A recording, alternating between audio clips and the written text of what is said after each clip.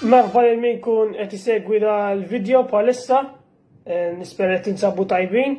Illum se nagħmel reazzjoni qasira dwar id-deċiżjoni ta' l-Alpha Tauri li jkeċċu lil Nick De Vries u floku jġibu x-xufier tant inħobbuh Daniel Ricciardo. X'naħseb fuq din is-sitwazzjoni? Mela, ejja nibdew b'Nick De Vries li biex ikun onesti wara l-potenzjal kollu li wera f'Monza meta biddel l-Alexander Albon kien, dak il-potenzjal kollu sfaċċa fix-xejn.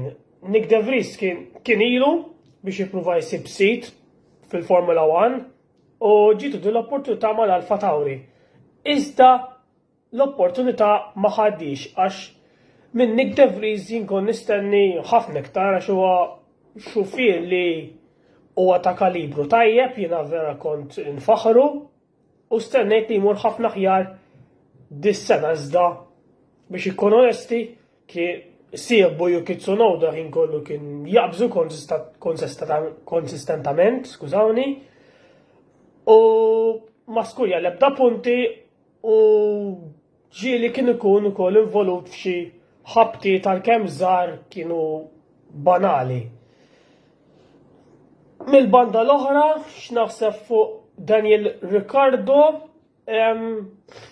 nafu xi sarraf Daniel Ricciardo meta l-karozza tkun favorih, meta l-karozza tkun adattata għalih, Daniel Ricciardo jimpressjona u xufier tajjeb ħafna, rajnih ma' Red Bull kif ukoll ma' Renault, kien xufier tajjeb, kien fil-fatt rebaħ 8 titliela fil-Formula 1, kien iġib ħafna podji, ma' Renault l-Ocon kompletament id-dominaħu anke li Nico Hülkenberg.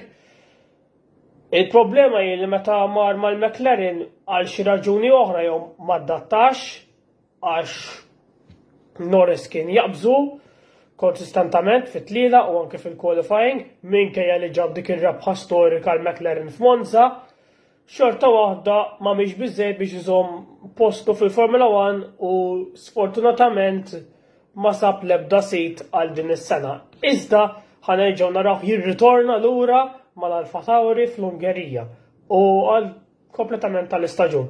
Għalfejn ir-Red Bull, jew se tgħid l-Alpha Tauri ma propjament ir-Red Bull għażlu lil Daniel Ricciardo biex ibiddel il-Nick De Vries. Huma qalu li Ricciardo impressjona fit-tire test, tant li bil-ħinijiet li għamel seta' jġib front row għal qualifying tas-sibt, jiġifieri minn daqshekk bħala ħinijiet impressjona u jridu xi ħadd t-esperjenza biex jgħin it-tim tal-Alpha Tauri għax jinsabu f'sitwazzjoni vera ħażina fejn huma l-aħħar fil-klassifika li jiena għadhom niftakar l-Alpha Tauri l-aħħar fil-klassifika. Dawk huma raġunijiet li tawna Christian Horner, Helmut Marko u Adrian Newey, insomma dawk in-nies li huma ċarġ tar-Red Bull. Però hemm raġuni oħra għalfejn ir-Red Bull għażlu Ricciardo mhux raġuni daqstant sabiħa. Il-fatt li Daniel Ricciardo kellu jmur mal-Alpha Tauri tkompli turi li id-driver program tar Red Bull ma jinsabx situazzjoni daqstant tajba. Fis-snin ta' qabel l-Alpha Tauri dejjem kella drivers li ġew mill-junior program tar Red Bull. Sa ftit snin ilu kellna lil Carlos Sainz, Pierre Gasly, Daniel Kvyat li jiena vera minkejja l-iżbalji li kien jagħmel ġieli kellu pace vera tajjeb, kienet ma ħaqqux ikun bla sit għax bħala pace huwa tajjeb ħafna. Ġieli fis-snin ta' qabel il-fatt li xufiera bħal Daniel Kvyat spiċċaw bla sit turi kemm kienet b'saħħitha Red Bull Driver Program. U issa ir-Red Bull Driver Program tinstab f'sitwazzjoni tant ħażina li Red Bull kellhom iġibu Sergio Perez isuq magħhom u l-Alpha Tauri kellhom iġibu lil Nick De Vries li mhux sewwieq tagħhom u issa Daniel Ricciardo li suppost kien sewwieq li ħalluh li ma kellux jaqsam iktar ma' Red Bull. Din turi kemm mhux ir-Red Bull Driver Program Briss, kemm turi li bħalissa sfortunatament ma tantx qed nara żgħażagħ li impressjonawni fil-junior categories.